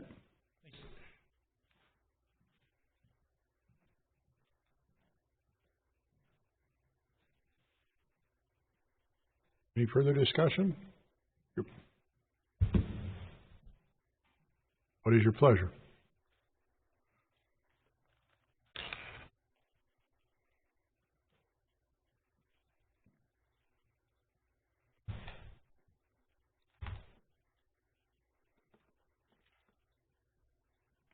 I'll make a motion to approve. Excuse me, one moment, Mr. Jurdy. Mr. Solberg had a comment. I'm just going to clarify the two recommended motions, unless you...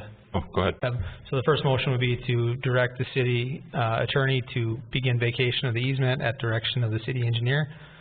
Second motion then would be to grant a permit at their own risk to begin construction within said easement. I'll make the motion that he said. Thank you, Commissioner Jurdy. Well done. Is there a second, please? I'll second it. Commissioner Thorstad seconds. Been moved and seconded to approve the easement change request 445 7th Street Northwest as requested by Mr. Peterson and presented by Mr. Solberg. Is there any further discussion? Hearing none, we'll proceed to vote. All those in favor, please signify by saying aye. Aye. Aye. Opposed? Aye. Motion carries. Thank you. Next order of business is item number 7. Review the amended engineer's report for sewer, water, storm, and street improvement district number 1322. Mr. Scott. Thank you, Commission President, members of the Commission. Tonight we have Eaglewood 7th. This is a development project in which we've already went through the process and opened bids, even awarded a contract for construction back in May of this year. However, unfortunately, in working with the Corps of Engineers on obtaining what in the past has been a relatively minor or simple to obtain 408 permit, for the grading, so if you look at the map here, the grading along the diversion, the toe of that, we basically, to tie the rear yards in with the existing drainage ditch that's out there, requires us to do some dirt work within the diversion right-of-way. So historically, we've been able to just apply for a 408 permit. There's really minimal activity, and we've obtained it. However, in this particular case, the Corps, first time ever in any development in West Fargo, they opened up an aerial image of this particular location and determined that there is a wetland within this permitted area. Again, when we submitted for our permit, we identified the project area, which, you know, encompasses everything basically within this assessment boundary. So prior to starting construction, we were notified that they were going to require us to go through wetland mitigation process and obtain a 404 permit prior to being able to obtain a 408 permit. Again, the permit is relating to specifically just minor grading activities along the diversion. So we put a stop to the construction. We didn't actually start anything there. And over the last several months, we've been working through the Corps on trying to first of all, figure out whether or not the wetlands are going to be considered jurisdictional, which we ultimately were able to determine. Long story short, we have delayed the project now indefinitely for 2019 construction. At this point, would still like to maintain our contract with Dakota Underground to install the improvements, but prior to doing that, we still have to go through and mitigate the wetlands and obtain our Corps of Engineers permits. The option that we are working with them is to basically buy rights, wetland mitigation rights from local wetland banks, traditionally owned by Ducks Unlimited, and that generally will cost about $55,000 per acre. In this particular case, there's a little over 2 acres of wetlands that we would have to mitigate. So ultimately what we've decided to do is package this up into an amended engineer's report to come through and basically recognize the additional costs that are going to be incurred if we proceed with this improvement district. We had a meeting with the developer, Paces Lodging, last week to continue to bring them up to speed and let them know what we're doing. At this point, we're anticipating about additional $300,000 to $350,000 expense into this improvement district. $150,000 of that is roughly the wetland mitigation costs. There's about $125,000 associated with what we anticipate are going to be increased construction costs. Part of that is cost of materials go up, the delays the contractors experience, so on and so forth. So, and then of course additional efforts in trying to coordinate these permits and relying on our consulting engineers to work through this process. So again, what we wanted to do is, before proceeding, bring basically an amendment to the cost estimate, ultimately this engineer's report, and have you review and approve before, again, we get into construction for next year. So within this amended engineer's report, in terms of dealing with the additional costs, we identified, and there's several ways to probably look at how to divvy out the costs, but what we looked at were specific for this report, 6 options. Alternative 1 was make this 100% a development cost on the developer. So we will basically this is saying, instead of incurring $300,000 into the project, developer, you pay all of these costs out of your pocket. We will then proceed once we have permits. The other alternatives are basically a way to assess the costs. The first, alternative 2 here, is assessing this over this district. Just going to pull up the district map here. The gray shaded area is the Eaglewood 7th platted area, so that's the new neighborhood. The remaining boundary encompasses existing properties that are benefiting from this stormwater pond. So this stormwater pond has to be established at some point. Right now we are doing it with the last phase of Eaglewood. So the other alternatives are ways to spread this cost, and again, alternative 2 is to go across the entire district boundary on a square foot basis. Alternative 3 was to go across the entire boundary, but on an equal unit basis. So everyone within this boundary will pay the same equivalent unit. Then there's an alternative to look at locally assess a portion of this, so just the Eaglewood 7th platted area, and a portion go regionally, even down to 100% just within the Eaglewood 7th platted area. At this point, we don't need a final decision on this, and as we know, our Special Assessment Commission needs to be engaged when we start talking how do we allocate benefit for improvements. But again, for transparency's sake, certainly wanted to bring it to the City Commission for a discussion, and ultimately, having conveyed this to the developer, they are certainly interested to hear your comments on how this additional cost would be at least viewed at this point by the City Commission. So with that said, you'll see at the end of the report what I think would be the most reasonable, specifically because this wetland area is right in the middle of where we need to build a retention pond. This retention pond is going to need to be established at some point in the future, regardless of what type of development occurs.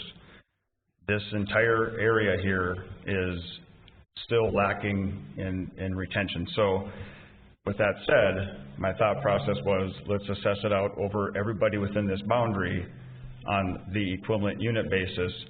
And I chose that over, say, square foot, because on a square foot basis, you're going to have smaller lots paying less and larger lots paying more. And this particular part of the pond is a cost that's not necessarily attributed to the amount of runoff produced or retained on a particular property. It's really more of an administrative type cost associated with it. So again, there's several ways to start looking at how we would split this cost. And again, final determinations on that would occur once we were finished and ready to start meeting with our Special Assessment Commission. So I guess at this point, what I would like from the Commission is to either approve the amended engineer's report, or, and again, approving the report doesn't decide which alternative and how to allocate that additional cost yet, but to approve this report basically gives us the direction to continue this improvement project moving forward into 2020.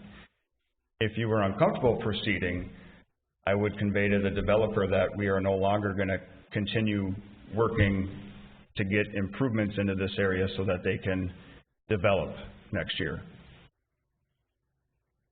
But I think with that, I'm going to pause, turn it over for some questions, and then see where we go. Due to the nature of this issue, I absolutely applaud you for bringing this forward and the transparency early on in the discussion, Mr. Scott. Nice job.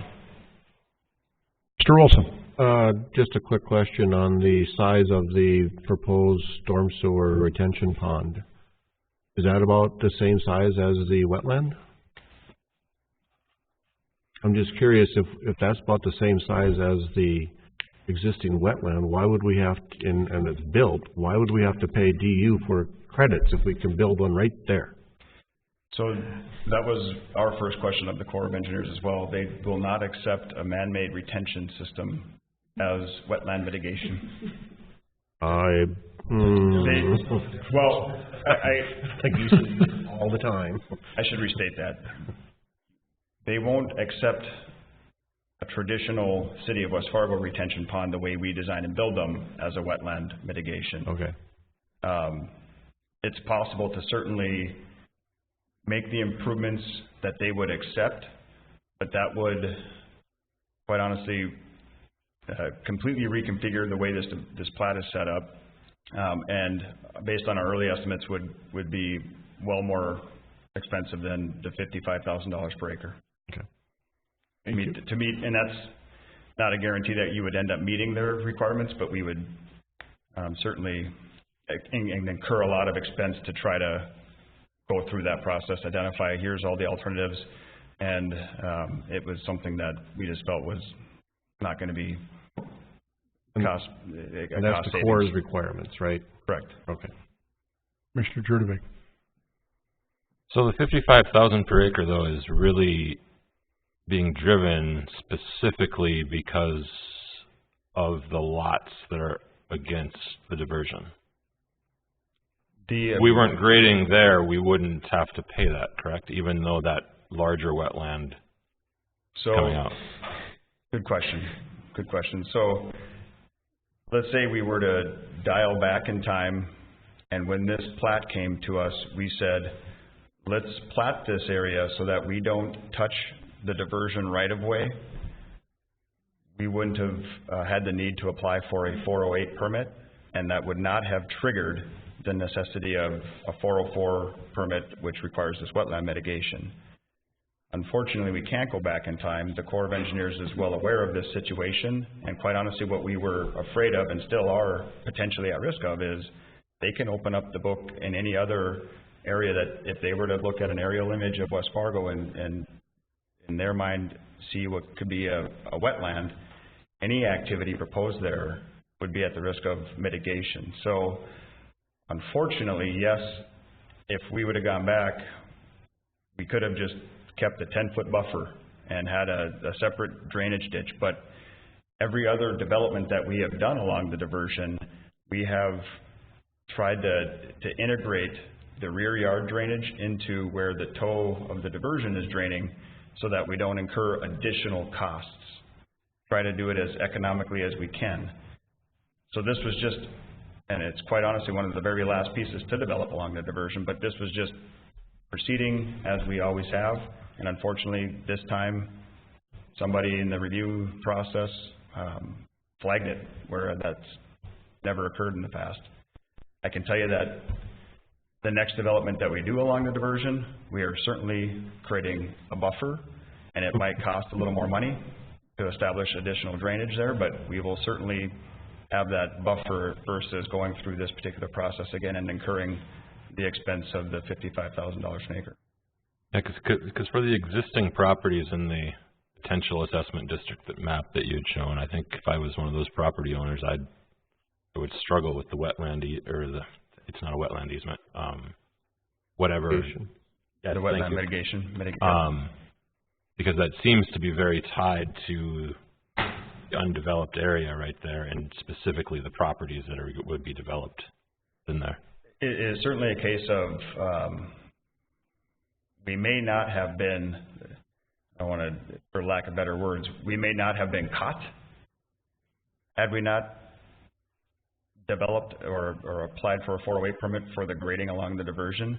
But any development activity, whether along the diversion or not, any development activity could potentially require a 404 permit, which is anything that they would perceive to be within their jurisdiction and an impact to a potential wetland. And there's other criteria there, but so for argument's sake, if we did not have to develop along the diversion, but we still needed to build this retention pond, there is,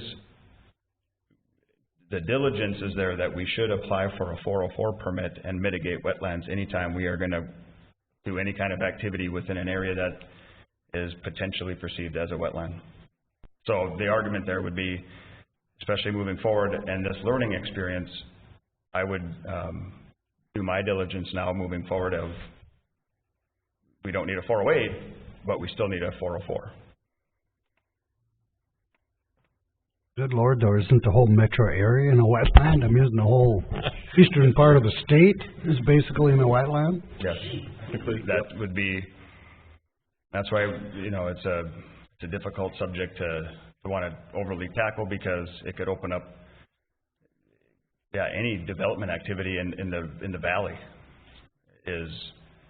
So what makes me nervous, Dustin, is you talked about them going back and looking at past projects. I mean, they're done and over, are they not? Could we run into complications with them as well? Technically. So I don't think that's going to happen. I don't think they would want to pursue that either. But it's certainly within their right to take a look at any piece of land anywhere, and if they want to determine that to be a wetland and you want to do any kind of activity within that area, they can impose penalties on you if you did not obtain a permit, or they can certainly force you to get a permit. I've just got very nervous looking over at Mr. Shockley, our legal counsel. The fact that he's the West Fargo City Attorney and also the Diversion Authority Attorney. And as you're talking about the Corps of Engineers and what they can and can't do, Mr. Shockley, do you have a comment for us? Well, this issue of the 404 permit and the wetlands mitigation is an interesting challenge.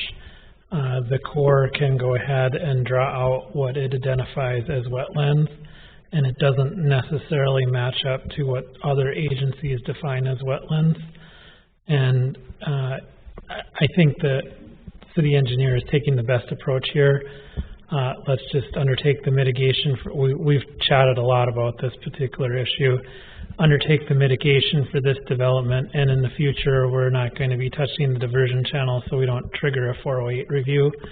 With respect to the prior developments, if that becomes an issue, there are options. I have helped other clients with obtaining 404 permits after the fact. It usually requires that you purchase additional wetland mitigation acres.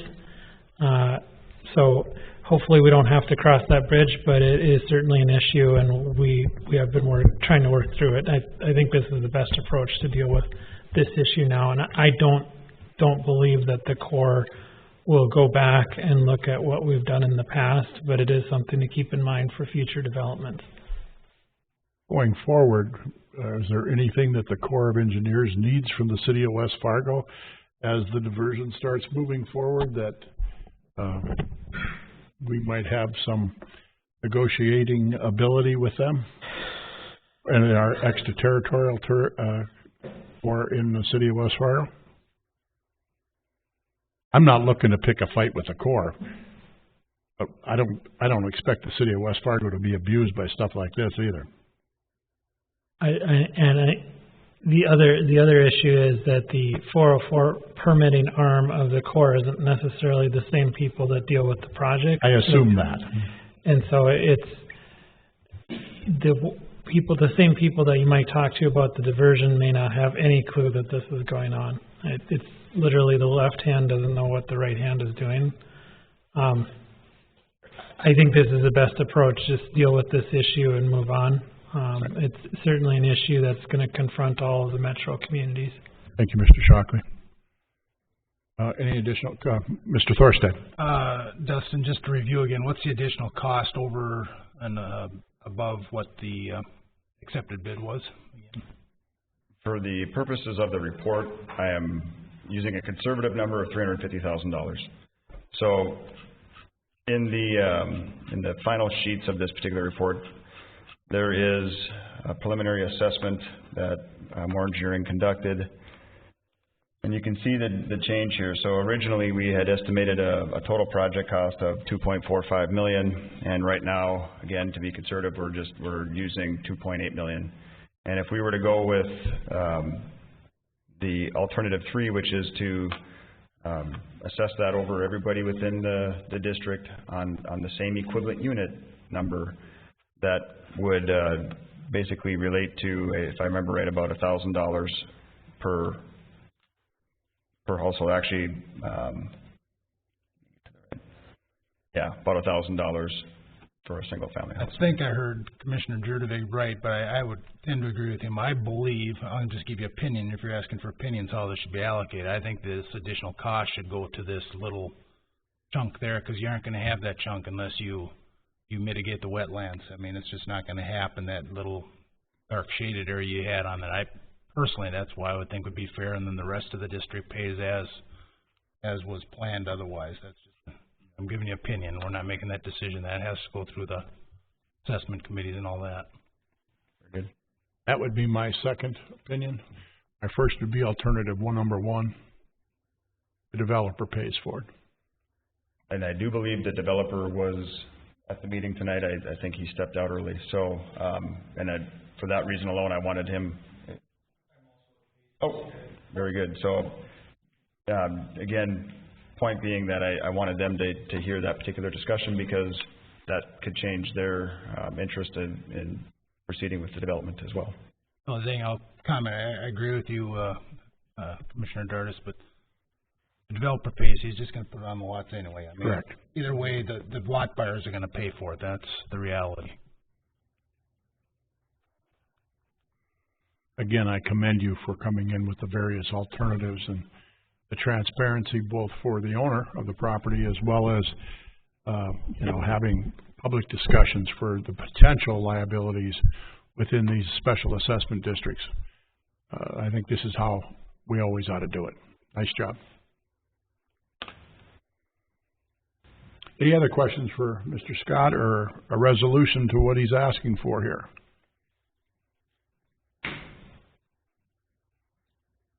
You're just looking for the amendment to the overall project Correct. costs, So right? basically just looking to approve the amended engineer's report. So now the reason why, from a legal aspect, this will, when we get to the end of closing out a district or wrapping up the improvements, there are certain thresholds in there.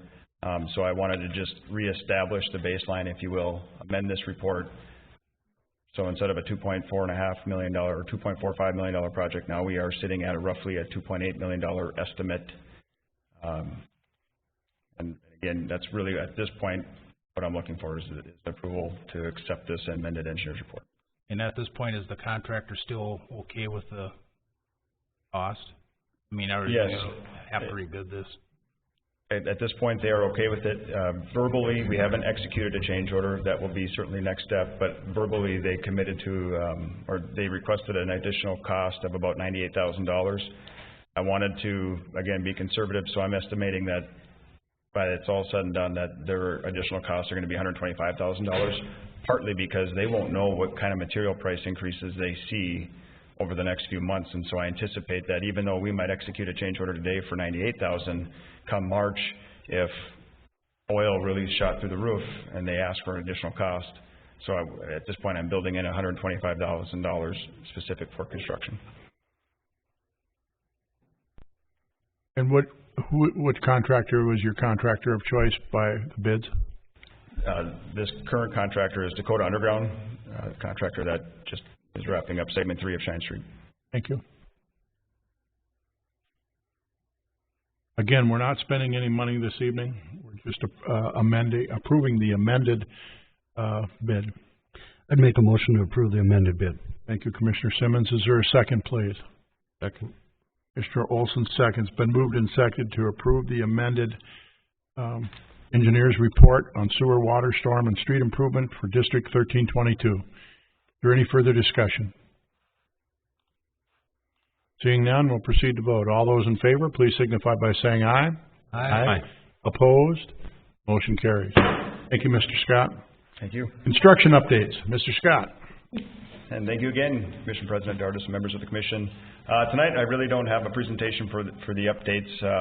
I just want to echo your previous comments that today was a great day. We had the ribbon cutting for Sheyenne Street. You know, it certainly tremendous effort in the last decade from our predecessors to our current leadership and staff and all those involved. So, and again, Tim said it very well in his interview with the forum last week.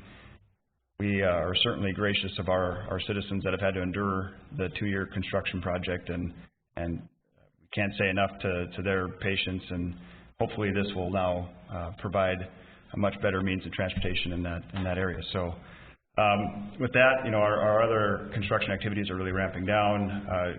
We are currently impacted though with some private construction. Main Avenue at this point is restricted down into lane each direction for the forum communication site there, as they needed to tie into our sewer, as well as the Housing Authority project on Sheyenne Street has some traffic control set up, constricting travel paths on Sheyenne Street, which I didn't navigate very well this morning. As Commissioner Simmons was following me, I was relatively embarrassed, but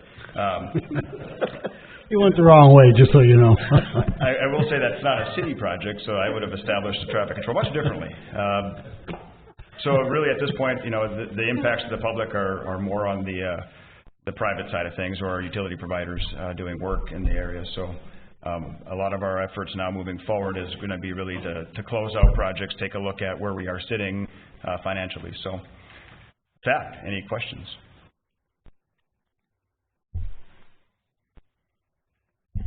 After today's ribbon cutting, I was walking back to my pickup. I was parked down the way, and I was walking with some of the North Dakota DOT top people, and we were having a conversation. And again, my compliments go to all West Fargo staff that were involved in this. They had nothing but absolutely glowing comments about working with the city of West Fargo as a whole, previous commissions and the like. It was a fun conversation to be a part of. They were most complimentary. So again, to all that have been involved in this, for whether, as Mr. Buchholz said this morning, for 20 years or for 5 years, thank you all for what you've done. Any questions of Mr. Scott? Thank you, sir. City Administrator's Report, Mrs. Fisk.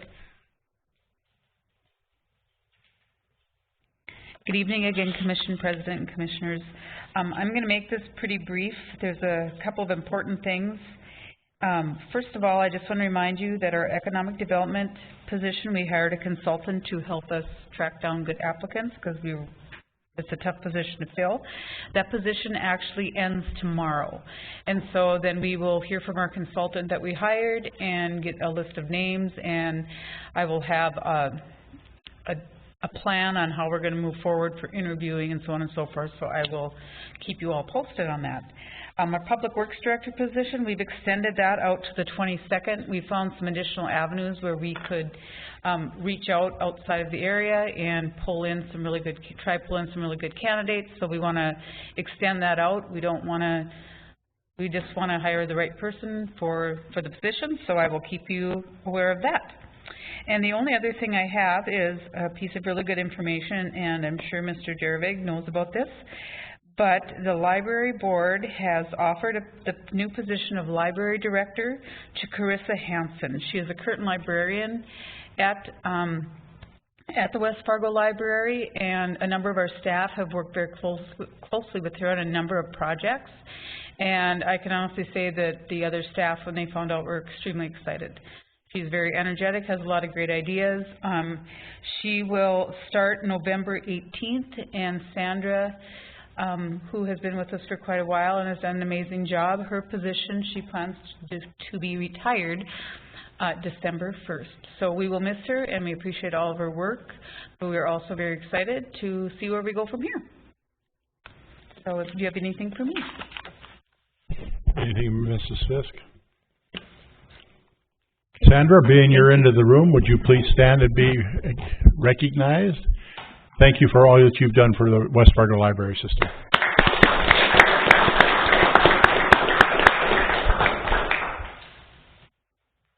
Mrs. Fisk's report is missing one important item. Last week, there was a big event in Bismarck. I thought you'd be, catch you a little bit by surprise.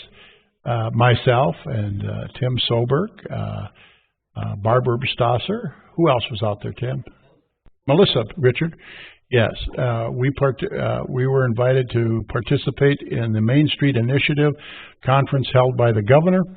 The governor also reached out to me and lead one of the dialogue groups of a Legacy Fund and Prairie Dog funding. At the conclusion of that great event, West Fargo were the recipients of the Main Street Initiative Excellence Award. It's the highest award given. There's two categories, small city and large city, and our community was chosen as the recipient of the Excellent Award for the large cities. So there's a sign that's in Melissa's office, last I saw it, that tells about that. We probably want to get about 4 or 5 more so we can put them on the edge of our city, but we received the Governor's Award for Main Street Excellence. Again, to all of those folks that were involved in helping fill out that application, thank you. Thank you. You obviously did a great job. Mrs. Fisk. I want to make one comment. Thank you, first of all, for remembering that, because that was a big award, and my brain is not here. But anyway, I want to say that that application was actually put together solely by the communications department. Melissa Richard was in charge of it. All the hard work that was done by all the staff to create everything that's going on down there is beyond belief. Staff that we currently have here, staff that we don't, and investors and participants and contractors, so on and so forth. It's amazing. But I must give her the credit for the report, which was outstanding. So thank you very much.